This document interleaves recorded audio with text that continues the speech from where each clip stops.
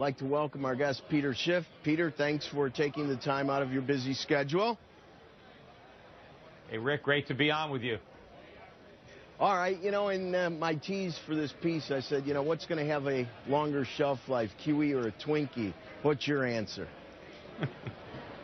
Well, eventually kiwi is going to come to an end, not because Ben Bernanke wants to end it, but because the markets finally leave him no choice.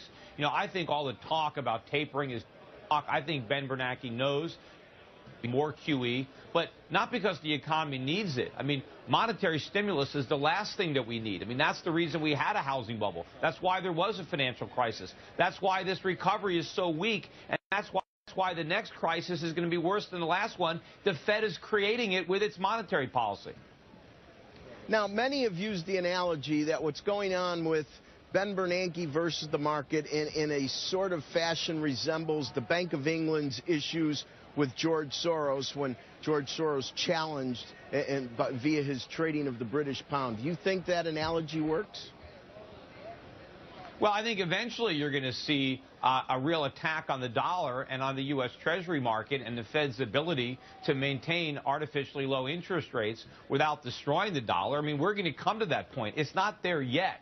And I think one of the reasons that Ben Bernanke had to do some damage control as far as talking back tightening is because he's already very nervous about the reaction that he didn't anticipate in the bond market and how it's going to affect mortgage rates and the housing bubble that he's trying to reflate.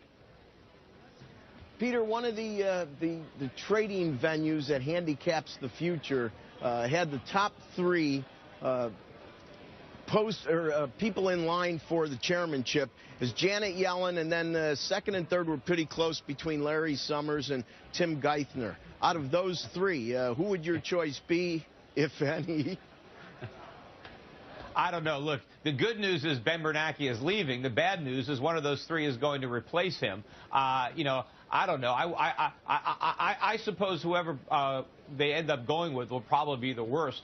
But you don't really leave me any good choices there, so I don't even know how to answer that question. If you were trading 10-year notes right now, if you were trading 10-year notes right now, we're almost out of time. Would you be trading on the same side of the card for the next couple weeks of the Fed, or would you wait to challenge the way the market seemed to several weeks ago?